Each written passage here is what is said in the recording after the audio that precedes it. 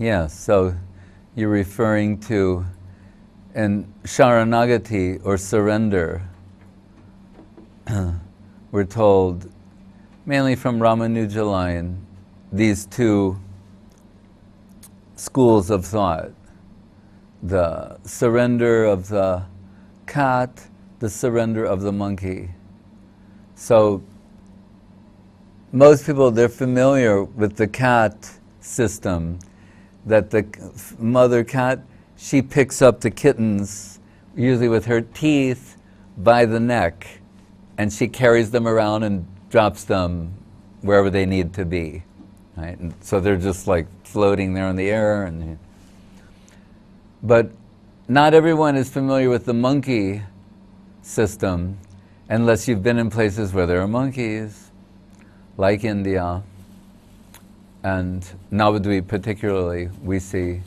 And there you see that the mother monkeys, they're doing many things, jumping in trees, running across boundary walls, doing all, scaling electrical poles. It's amazing what they're doing, and leaping. But you see a little baby monkey clinging underneath the mother, clinging to her and being carried everywhere. So when it comes to spiritual consideration, then one school saying, yes, really surrender is like the cat, whereas that helpless, who's utterly dependent, utterly helpless, and given Sharanagata, totally surrendered to the Lord's care, protection. And you can make a case for that. And Guru Maharaj, the author, compiler of the Prapanna Jivanamritam, which is, the book on surrender, he quotes Srila Jiva Goswami saying, of the Shadanga Saranagati, the 6 different limbs or aspects of surrender, Goptritve Bharan, this is the principle of the 6th, that you must offer yourself over to Krishna and expect his shelter, care, protection. Interestingly, also as a footnote, someone was asking Guru Maharaj about when Yudhisthira Maharaj went up to the Himalaya, like Badarikashram, and the Pandavas one by one are falling away, but there's this dog who keeps accompanying Yudhisthira Maharaj. And so this devotee was a little peculiar, like perplexed, thinking, Arjun, they're all one by one falling away, and he keeps going, but he won't abandon this dog. Turns out the dog is an assumed form of Yamaraj, and it's some test going on with Yudhisthira Maharaj. But the devotee was perplexed, like, why does he just, this unbreakable bond with the dog? And Guru Maharaj says, because that dog had taken shelter of him, and the principle of Sharanagati or surrender is that once one is given shelter, they will never be rejected. It will never be broken. So sometimes it was very gratifying for us to hear Srila Gurudev, Srila Govinda Maharaj, expressing this type of connection with his disciples, followers, and friends, saying, once I've accepted someone, and once someone has taken shelter of me, he would say, I will accompany them through hell, but I will never give them up. Sometimes, even some devotees were pressing him about, say, a particular servitor is creating some disturbance amongst the majority of servitors. Sometimes this happens. So a group will get together and they're going like, that person's gotta go. Like, it's just who's disturbing everybody. But Gurudev would say, no, but they've taken shelter of me. And it wasn't just like a whimsical decision either. Sometimes we'd find out, he would say, they served Guru Maharaj in the time of greatest necessity, and even if now they're unable to serve as they did previously, I can never forget that, and I will never forget that, and I will never break the connection. Because they served my Guru Maharaj. And not only that, but at the time of greatest necessity. So, as a spiritual formula and maxim and means of weighing, assessing, measuring the value of spiritual substance, Srila Guru Maharaj said, service, according to the intensity of its necessity, draws remuneration.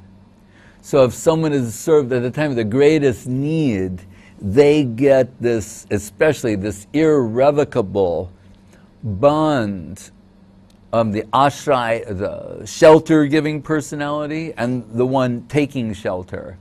Right? So, now on this principle then, the other school, they can say, well, the monkey school, the surrender of the monkey, they can say, yes, God helps those that help themselves. There has to be something from your side. Like, very often we meet someone, Hare Krishna, and Krishna consciousness, and they will say that they like Krishna, they like the devotees, they like Krishna, they like everything, and they accept everything. But then you say, well, what about initiation? And I remember we were in, what is it? Kazan? That's a city, right? So, and someone had been given the japa mala before initiation. They said, I've got everything, why do I need? I have, They'll make some case like that. Sometimes I've told them that, yes, it's good that you accept everything. You're accepting Krishna conception, and that's wonderful. That's what we want. Bharan, Shravan Dasha, hearing stage, and then Bharan, acceptance. But acceptance has to be mutual. It's not a one-sided affair. So there's the acceptance from your side, that's good. Then what we need is the recognition from the upper world of the mutual acceptance. That from the upper world, or the agent of the upper world, that you've been accepted. As sincere, what Gurudev would call a sincere seeker. My Guru Maharaj told me, wherever you will meet sincere seekers, you'll extend this Krishna Nam to them. Krishna Prema Bija Pradhan. You'll give them the seeds of Krishna Prem. So this Harinam. So it has to, there should be this mutual acceptance. Right? So that's something else to factor in. God helps those that help themselves. Something from your side, indicating your sincerity, your desire for a connection with divinity, your desire for some help, some shelter, all of these things.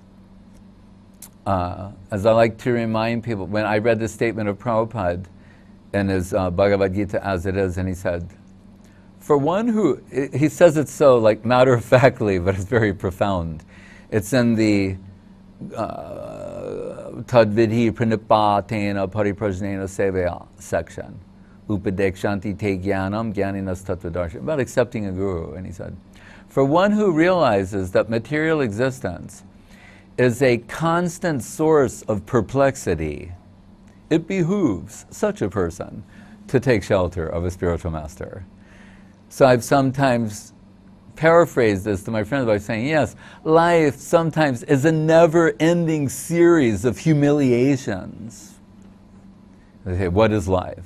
Dostoevsky says in in Notes from the Underground, he says that humiliation is one of the most intense forms of self-awareness and consciousness. Not just being humble, being humiliated. There's a little difference there. Humble has this dignified ring to it. Humiliated is not something we strive for.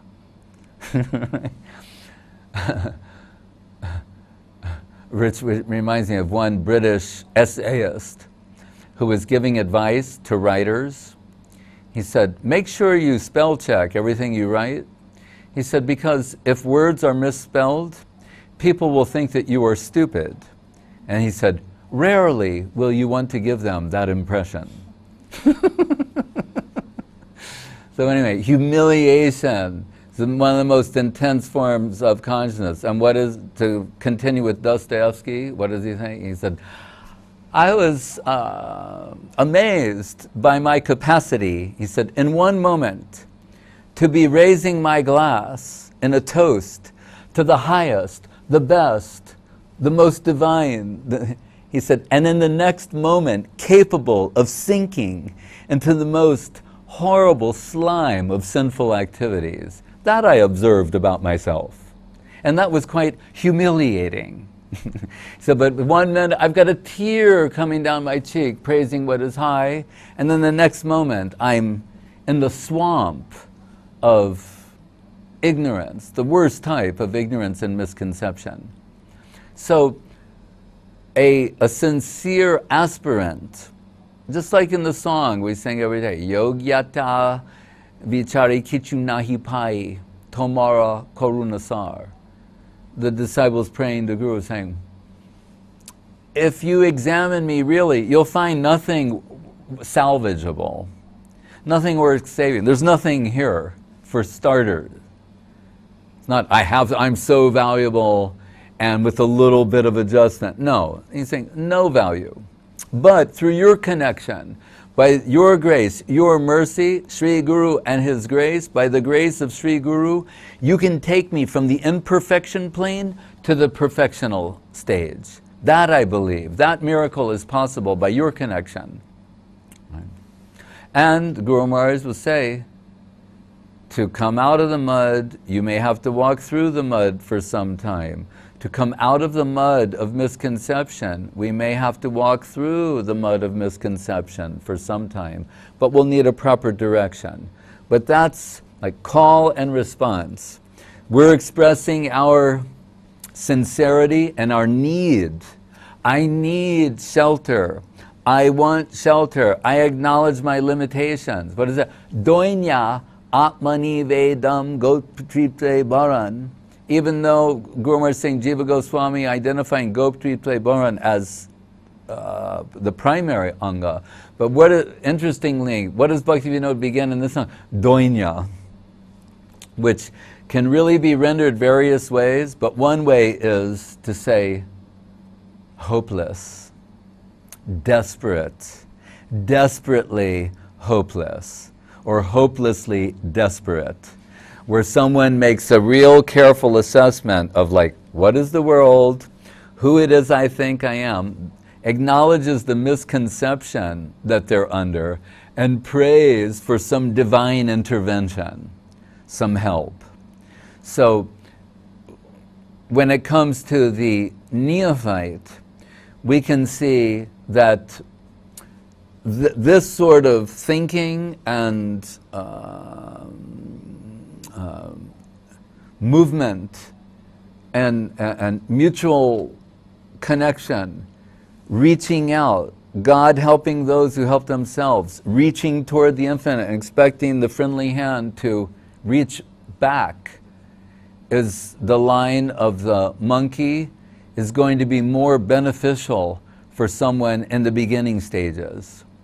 There are also, we could say, just for the sake of argument, they're going to be lifted up and dropped into good situations, but they're going to have to do something proactive. Right? They're going to have to learn to walk. Guru Maharaj will say, you know, like a child, sometimes we get overly concerned with our flaws and mistakes and missteps. What do you want to say? Right? And we're focused on that and thinking, how shall I ever make progress? But Guru Maharaj mentioned, when a child's learning to walk, the beginning is almost incessant fall down. Just like, oh, and then it's astonishing one day when they take a few steps and don't fall down, right? So there's that side too, where I've seen sometimes the higher Vaishnavas, they're sometimes astonished to see any semblance of Krishna consciousness within us. So Guru Maharaj is saying, so just as that child, through a series of missteps, learns to walk, so sometimes we could say a neophyte devotee, through a series of missteps, they learn to walk. But why? Always, because you have the guidance of the affectionate guardian, just like the parent saying, come, walk to me, come, try, you try and come to me.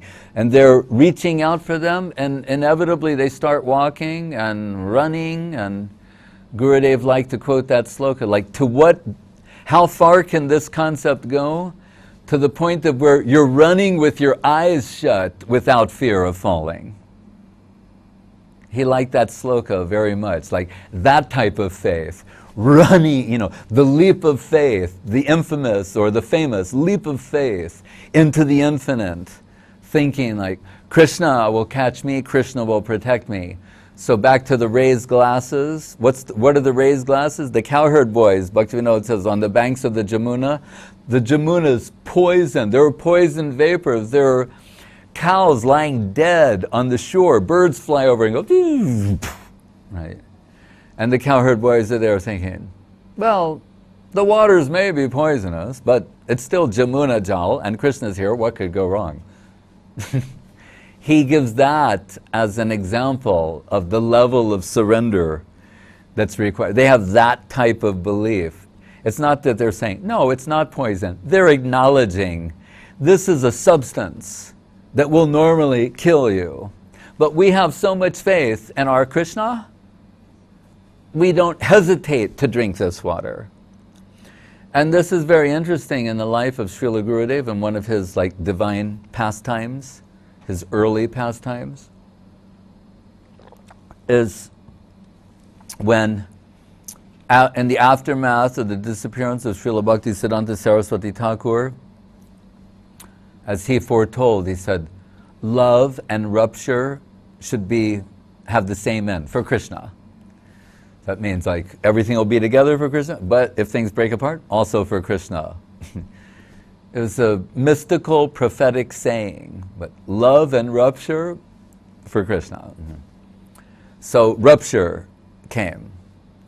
And so many exalted personalities, making everything very difficult, how to avoid Vaishnava aparad, all these things, very, very volatile situation.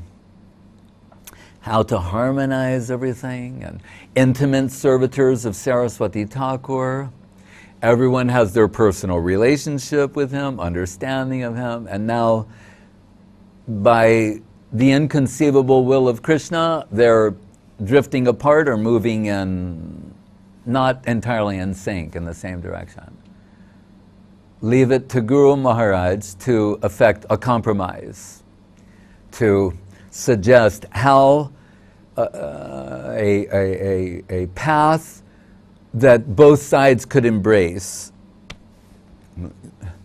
And so once they all accepted, and interestingly, someone was reluctant, so Guru Maharaj had to explain to them why what he was suggesting for them was the best. And then after he explained it, they went, oh, you're right, now I am. But so it came time, they're exalted Vaishnavas, they're going to now take prasadam together and in this way celebrate this agreement. But still, there's lingering suspicions. Sometimes by the great, when we're, as Saraswati Thakur said, when I'm situated at the lotus feet of Sri Guru, I do not become aware of the defects of others.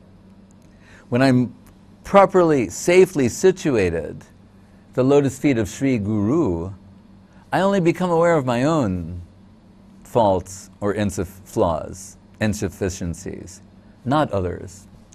But to remain there in that plane of consciousness, sometimes we cannot sustain or maintain. So anyway, they're all taking, and Gurudev, he's very young, still, and he's Guru Maharaj's servitor, and Guru Maharaj in another room, and now they're all taking, and it comes time for the sweets and the rasgola. And Ananta Vasudeva Prabhu, he will not take the rasgola. Gurudev can see, even though he's very young, he can see he's hesitating, he's avoiding, he's making some excuse. And so what does he say? I'll go to my Guru Maharaj. So he goes to Srila Guru Maharaj and says, Vasudeva Prabhu is not taking his rasgola. And I think it's because he's afraid that it's poisoned. So he's avoiding. He said, but Maharaj, I'm thinking, if you'll personally offer it to him, he will accept. And Guru Maharaj thought, like, how can this boy have this type of insight? These are all senior men and senior servitors of Saraswati Thakur, and Gurudev is like, maybe he's 20 or so, early 20s. But he's got this insight to see into them psychologically, how they're thinking, feeling, etc. So Guru Maharaj follows his suggestion. And when he comes and he picks up this rasgola that few minutes before, Ananta Vasudeva Prabhu was thinking, it may be laced with poison and kill me. He has such faith in Guru Maharaj. He's thinking, anything that comes from his hand cannot but be the ultimately beneficial thing for me. He's now facing death, saying, no, coming from the hand of Srila Sridhar Maharaj, if it means death, I'll accept that. Like Srila Keshava Maharaj would say sometimes, he said, if Srila Sridhar Maharaj curses me, he said, it's like Veda. Like it has a wonderful sound to me, and it's for my good fortune. So faith and faithfulness and being in the faithful plane, that's a jnana timarandasya, acquiring the proper angle of vision and a new way of seeing things. And it's seeing beyond objective reality. If we analyze things objectively, in many or most instances, we'll be able to detect something that is undesirable or harmful or threatening or whatever it might be. But Guru Maharaj is always telling us, Tatenu kampam susamikshamano bunjana evatma kritam vipakam. Susamiksha. But if you look with greater scrutiny on a deeper level, beyond the superficial aspects of objective criteria, you'll see in the background the friendly hand of Krishna. Right? Krishna's not all waves are favorable coming from the center of the infinite. Krishna's never trying to push me down, harm me, even when he's being apparently cruel. Right? So Guru Maharaj said, the devotee who has this proper mentality, said the child who is defensive with the mother and says, I didn't do anything wrong, why are you punishing me? That's the child who needs to be punished. Whereas the child who says, Mother, I was wrong, I did this wrong thing and I'm ready for my punishment. He said, that child doesn't need any punishment because they're acknowledging their misbehavior. But the one who's in denial, like Guru Maharaj said, so if we're blaming others, other people, the environment, circumstances, there's so many excuses we can make for our present condition. He said, then if that's your method, you're going to be in this world a long time. He said, but as soon as you acknowledge, I alone am the culprit. Man is the architect of his own fortune. I've created my karmic circumstances. I'm responsible for whatever difficulties that I'm in and whatever suffering. He said, then your days in the material world are numbered. They'll be few. And, you know, he will say, a bad worksman quarrels with his stools. When we first were putting that in Sri Guru and His Grace, some people were like shocked, you know, and they said, no, the saying, it's bad worksman quarrels with his tools, right? And that's true. And in this regard, also, one of the prima ballerinas at the Bolshoi, when they were interviewing her when she was older, she said she knew every board on this stage, every single piece of wood on that stage, how it moved, and because another saying is that a bad dancer blames the stage and says, actually I can dance much better than this, but the floor, there's some defect here, right? So this was interesting because she's taking that cliche and that example and she says, I knew every flaw, there are flaws on the stage, it's true, but I knew every board and how to work with it and work around it, and it didn't, so that it wouldn't affect my performance. So it's like that example on steroids. But anyway, so Guru Maharaj, he's also a master of English and he has a subtle sense of humor. So we had to listen very carefully. Is he saying a bad worksman quarrels with his tools, or is he saying a bad worksman quarrels with his stools? And we concluded, on the basis of what he then described, he was making a pun on the saying a bad worksman quarrels with his tools by saying stools. And then he gave an example. He said, if you're eating, and you're very happy and very excited about what you're eating, right?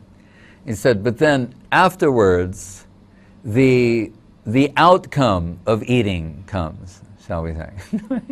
The stool, that you're very upset, disturbed, and finding so much fault with it. He said, but wait a minute, that's the outcome of your eating enjoyment. That's why he's making this point about action and reaction. For every action, there's an equal and opposite reaction. And the devotee takes the responsibility for whatever situation they find themselves in. But for the one who can do that, and do it honestly, and it forms the basis for their spiritual life and their approach to spiritual life, what are we told? And they're that wholly given over to Krishna and His divine will. Guru Maharaj would say, that devotee says, punish me more. He's not trying to escape punishment like a karmi. Karmis are saying, we've done so many wrong things, we're worshiping you now, can you help us? You know, please stop these heavy karmic reactions from coming. That's not a devotee, that's a karmi. Right? Gyanis are going, well, that doesn't work. The better thing to do is to stop all that, you know, these are other things. But a devotee saying, punish me more, I deserve more, tatenu kam pam susame, you're giving me a slap on the wrist or a love tap. Actually, if you really examine me, I deserve something more severe than this. That's their position. So, and for that person who genuinely, it's easy to say that. I'm giving a lecture, right? So I can say, and we should all believe like that. Thank you very much. Right? Whether I actually am like that or try to do that, that's another thing. You know, I hope to move in those lines. But we're told, if you can, and that can become real for you, then what? Karmani nirdahati kintu cha bhakti bhajam. When you've got real bhakti bhajam, what did Prabhupada say once? Your karma is cancelled. What did Guru Maharaj say to Gurudev? I throw your chart in the Ganga, your karma is cancelled. I'm extending your life for seva. When I would go to see Guru Maharaj, and sometimes he'd be like going like this on his chair and smiling, and I would say like, Maharaj, why are you smiling? He'd say, I'm just counting the days. Like, meaning leaving the world, but with a big smile. He's saying like, he's looking forward to what awaits him, you know. Not when he became sick, when those are other pastimes. But this is just as he was advancing in years. But then he once told me, he said, but there was one time, and you see it, it's in the famous picture of Prabhupada visiting him in 1973. And you see Guru Maharaj holding his lati there, and he looks very, what's the word for like withdrawn, huh? Drawn, I think, where your face becomes like, and you can see he was very, very ill at that time. And it was 1973. That's when they thought he was going to leave the world. And so then Guru Maharaj said, and he's like becoming, he said, then I was faced with a dilemma. And I'm thinking, oh yeah, leaving the world. And he said, meditate on Mahaprabhu or Krishna. And I thought, this is a dilemma for Guru Maharaj. Mahaprabhu or Krishna? What to do? You know, have to think about this. And then he said, as I'm like waiting, like, well, what did you do? You know, and he said, it's Mahaprabhu. And oh, right, of course. And he said, and then my life was extended for preaching. So he himself was an example of that. When he became overly focused on like leaving the world and thinking so many things. Right? Bangsidas Babaji, it said when all the people would come to see him, and we know Saraswati Thakur revered him while he dismissed all others, but he was suffering like anything at the end of his life. And he would tell the people, he'd say, this is your Vaishnava. Look closely, look at your Vaishnava. This is your Vaishnava. They see his body becoming emaciated, he's suffering something. Sometimes it would, to be truthful, I couldn't understand, and Gurudev's final pastimes, sometimes I just think, Krishna, I don't understand this. Why, to this degree, that he must show these type of suffering pastimes? But we take it that way. It's being shown by the higher Vaishnavas, the higher devotees to the Lord himself. Guru Maharaj said when Krishna, he's shot in the foot by the hunter, and apparently bleeding, the one who mistakes his lotus foot for what, a rabbit, or he's showing that, and we're told, what is it, Asura Mohan, I mentioned in the beginning, Asura Mohan, that meant, one thing is meant to increase our faith and understanding. That same thing may be meant to bewilder an atheist. I say, oh, I can't believe that. That's preposterous. Krishna's that generous. If you want to disbelieve, he'll supply you with just what you need to disbelieve, to dismiss him as a possibility, as a reality. Where on the inverse, what is the response of the devotees? Inconceivable, but beautiful. Right? When my old friend was visiting me and you know, like sharing that his faith was damaged and he was now, he said, you know, whether like all of this, meaning the world, you know, everything comes from God or it just is, or he said, well, they're both absurd to me, like that. You know. And I said, anyway, have some more chutney, you know. So I didn't choose at that time to say anything, but later I was on a train in the Ukraine, and I was thinking about this for months, you know, and something came to me and I thought, yes.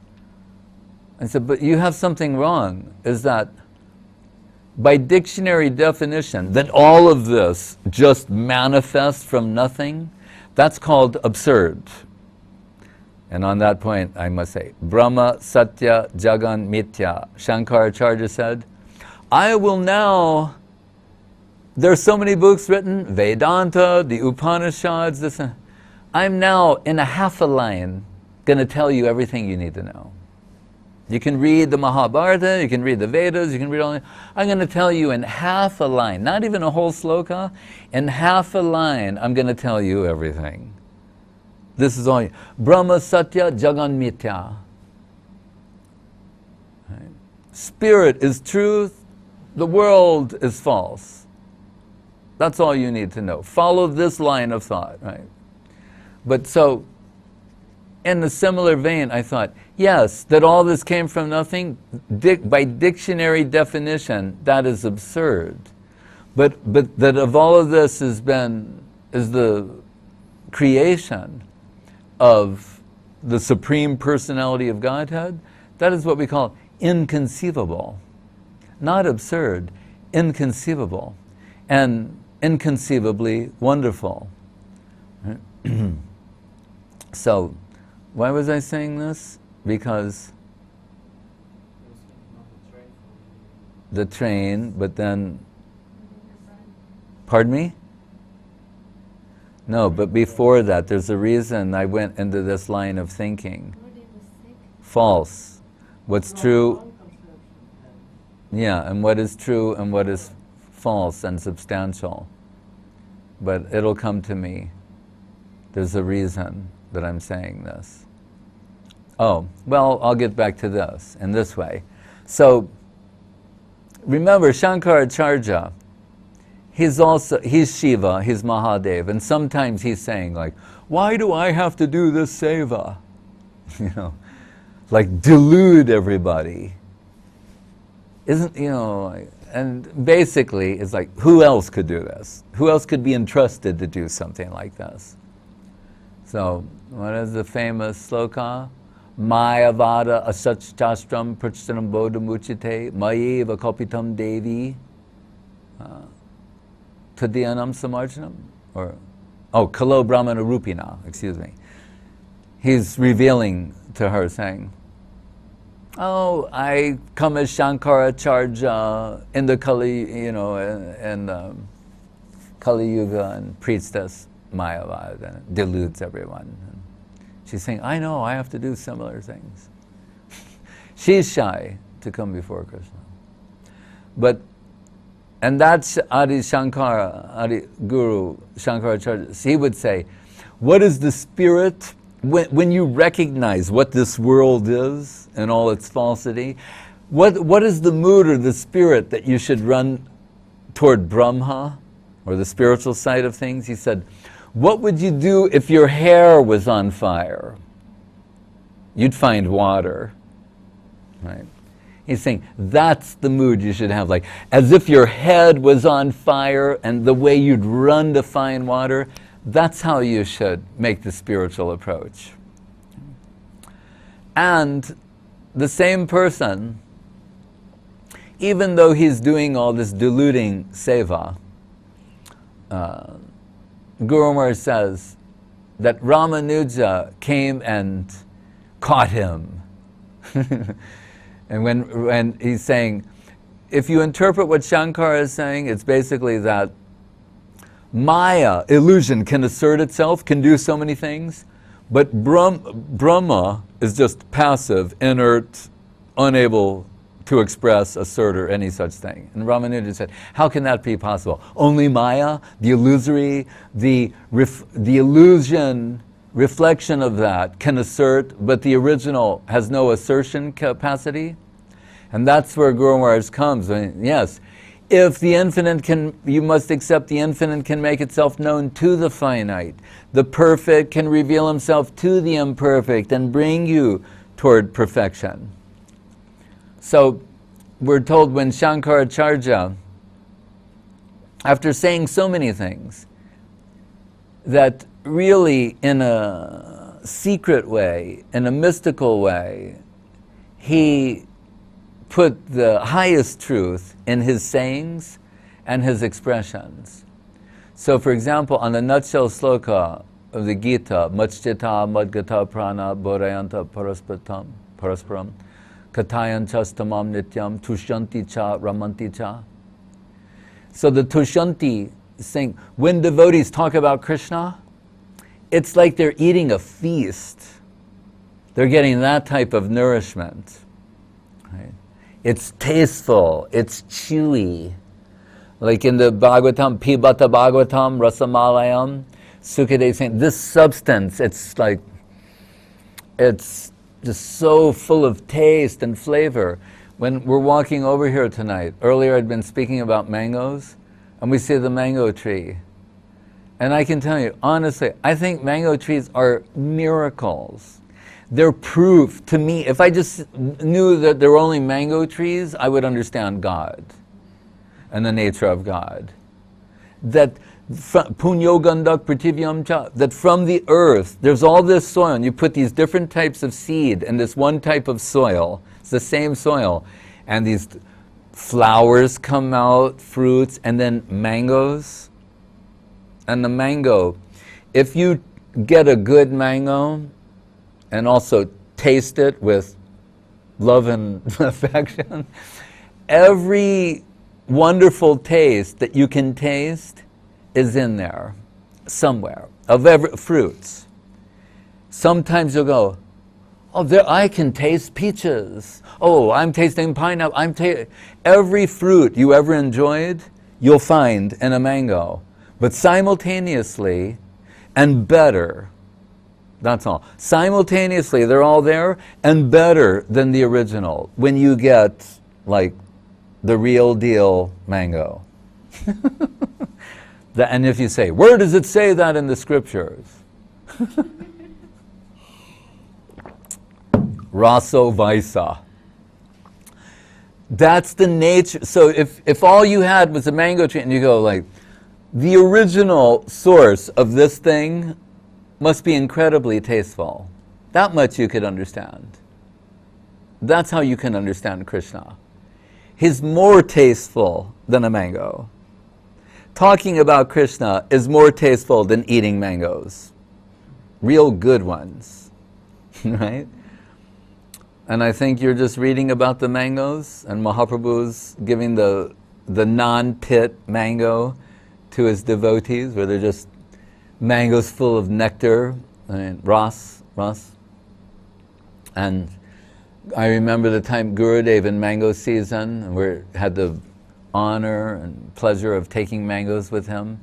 And Paramananda Prabhu can tell you, like, just Gurudev on Thai mangoes, but how much he loves them. But when Gurudev said, we're eating these mangoes, and he said, and I'm talking about the really good ones. He said, when you eat mango, he said, you'll forget everything. Not you'll forget other things that you like to eat. You'll forget everything. And he told the story of when Hanuman leaps from the southern part of India to Sri Lanka to rescue Sita. He's on a rescue mission. She's been kidnapped. He's a spy. He makes himself small and does spy work in the city, like the helicopter team. He is like doing that. Then he can become large for jumping. He can do many things, but he's also very hungry. And at this point, according to Pastime Leela, mangoes are not in India. They're in Sri Lanka. It's one of Ravana's like programs, the mango program. And Hanuman enters this orchard and like, what are these? You know, and like starts eating these inconceivably tasteful mangoes, and we're told he's like lying out and he goes, and when he spits the seeds, his power, he's so powerful, the seeds go, what is it, around 100 yojanas, it's like 1,500 kilometers, spitting a seed, and they go back to India and hit different parts of India, and then mangoes come out. But when he's there, he's eating so many of these, and if you go like, oh, he forgot why he was there. They were that good. And that's why Gurudev said, when you got good mango, you'll forget everything. If Hanuman could forget, he's supposed to rescue Sita. That's a good mango. So, Shankara and Guru Maharaj, much Tushanti cha, so it's like that tasteful, but then this is shocking in Revelation, but because they've said, and it's his day, we can just say this once. Ramanti cha. Guru Maharaj has told us, but he's saying Shankar also accepts, what the devotees get by talking about Krishna is also erotic pleasure. The intensity of the erotic pleasure, that they're also experiencing that by discussing and talking about Krishna. And he says, Shankaracharya says that also. That's why when he's going by the Sanskritian who's there talking about, well, and the Lat Parasmaipada, we have to understand. And Gurudev used to joke about that with Sanskrit scholars. Did you tell the one about Bagh, which is a Sanskrit word for tiger? And it says, if you look, it's saying, Bagh, that means they smell things. That's what they do, is they smell things. So there's this pundit, and people are warning him, don't go with the tiger. He's saying, no, I'm a pundit. And it says, Bagh, the tiger is only smelling. It says it right in the dictionary. They're smelling, not to worry. And then when he's finally being devoured by a tiger, and he's going, oh yeah, that's right, on definition number 3, they're not only smelling, they're also sometimes eating people. Forgot that part. So, Shankaracharya, he says this, Guru Maharaj says it, so when he's walking by the Sanskrit man who's lost in the world of grammar, grammatical interpretation of things, saying, Bhaja Govinda, Bhaja Govinda, Bhaja Govinda, Mudha Mate. You ass, you stupid ass, you think you're a pundit, you're studying Sanskrit, you know everything. Just stop this, nahi nahi rakshati dukarin, like rakkak. This is not going to save you. When death comes, you're going to go, oh, Vag means they only smell, or actually, according to definition, that's not going to help you at the time of death. Is you're going to start parsing slokas, saying, worship Govinda, worship Govinda, worship Govinda, you fool. Right? Nahi nahi rakshati dukarin karane. This stuff will not save you from mrityu sarva haras chaham. When Krishna at last appears before you as death. So, and that moha, mudgara, the hammer for smashing illusion, we're told, mentioned the other day, he took sannyas when he was around 9, wrote his Vedanta commentary when he was 12, after going Badarika Ashram, that same place where Yudhisthira Pandavas, Pandukeshwar. Did you go to Badrinath? Anyway, you go this path that Yudhisthira Maharaj went, the Pandavas, Madhvacharya to meet Vyasadeva, Shankaracharya. It's very, very wonderful. When they say Mahajano Yena Kata Sapanta, well, anyway, what was I saying? Oh, the moha. So when he's such a brahmachari sannyasi, he has no idea about the male-female relationship, but he can understand it's in Vedic literature, hinted at, indicated, and he wants to understand what is Madhura Rasa, but he doesn't get it by personal experience. He can't project what that means. So one king is dying nearby, and he enters the body of that king. So through his queens, he can understand what this is. But he's also heard the power, this is the greatest illusion of Krishna, as told in Bhagavatam and other places. So he tells them, in the event that I can't come out of it, this mohamud, I wrote this stotram, you kneel, because his body's lying there, he's saying, you kneel down next to my body, because he's like in a trance and his soul's entering the other body, etc. And you start chanting these slokas in my ear, and that will smash the illusion and save me.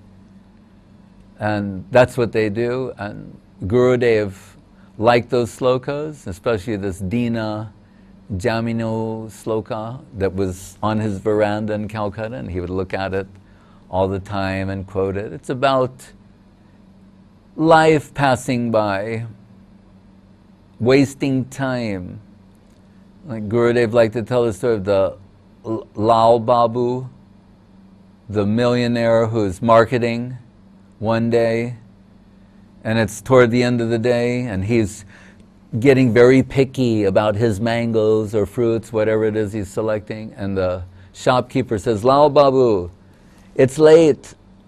Look, sun's going down, sun is setting, it's getting late, I want to go home, it's the end of the day, hurry up, make your mind up, choose.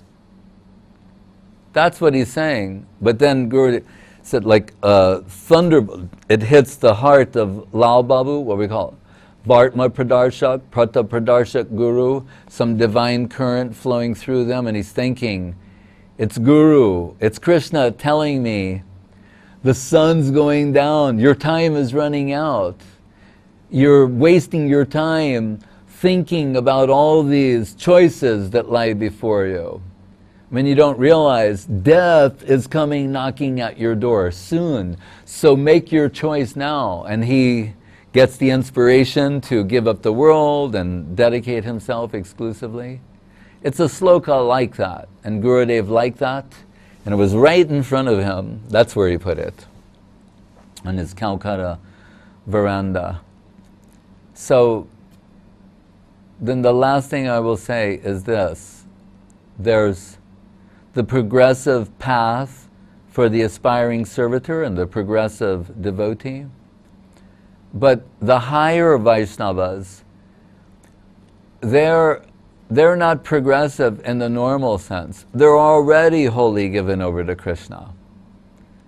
They're living a dynamic life, but they're not moving toward the surrendered plane. They're not the God helps those who help themselves group. So for them, the surrender of the cat is applicable. They're just completely dependent upon Krishna. Like Madhava Prabhu in Jagannath Puri, he's this simple-hearted devotee. And what happens? Jagannath comes to him personally and says, Madhava, you and me, let's go steal jackfruit. He's like, okay. So with Jagannath, what kind of devotee is this? Jagannath comes to him and says, let's go steal jackfruit together, you and me. And they're climbing trees and like, all right, here, throw another one. And like, you know, and then what? The guards come and the pandas, pujari, what's going on here? You know, Jagannath vanishes. And there's Madhava, and you know, the shining light up. Who's up there? You know, and what does he say? I'm Madhava. What are you doing? This is the deity's guard. You know, I know, I'm here with Jagannath. We're stealing jackfruit. I said, what do you think? We're a bunch of idiots? We're going to believe that? You know, you sahajya, imitator. Saying, no, I'm telling you the truth. All right, you and Jagannath climbed this tree and you're stealing jackfruit. Yes. Oh, and then he looks and he sees there's a garment from the deity that got stuck in the tree, and he goes, look, and here's Jagannath's cloth. And the pandas recognize, that is Jagannath's cloth. And they go, thief! You know, and they're beating him, you know, and they think that's his excuse. I'll show her. Here's the deity's cloth, the deity, we're up in the tree stealing jackfruit. You know, this is a very believable story. Then what happens? Jagannath appears to those pandas in the dream and says, Madhava is my great devotee. You're like, you don't know what sort of offense you're committing. So then they recognize him, but as a great, what is he doing? He wants to escape the fame. He goes to Vrindavan. And there, what is he doing? What's that stuff, that the fried chickpea flour? What is it called? Chatu. You know, it's like it's very full of protein and will give you strength and everything. But like when you have nothing, it used to be in Calcutta. I mean, it's not only, but that's what rickshaw-wallas, human rickshaws, would eat for lunch, you know, with some chilies. Yeah. So it gives you a lot of strength. And so if people poor, simple-hearted devotees, they're traveling, they'll carry that with them, and that'll be like, he's in Vrindavan and offering that before he takes it to Banki Bihari. And then Banki Bihari stops eating at his temple. And now all of his servitors are surprised and shocked, and they're like, what to do? And Banki Bihari reveals to them that he has indigestion because this great devotee of his, Madhava, comes and he's offering this chatu to him every day. And he can't eat anything else. So those devotees, the Gaurkishore Das Babaji Maharajas of the world, Sanatan Goswami, Raghunath Das Goswami, the Lord is looking out for, like the cat with the kittens.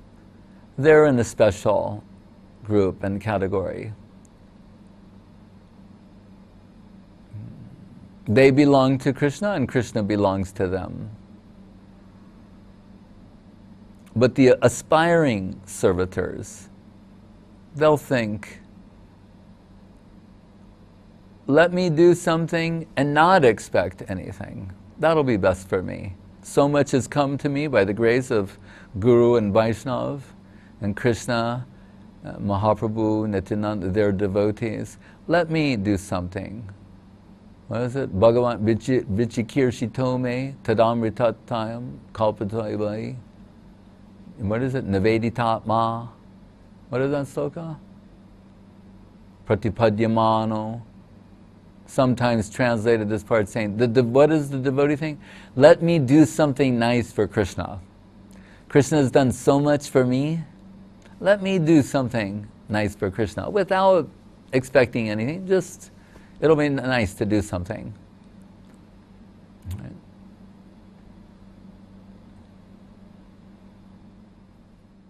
Hare Krishna.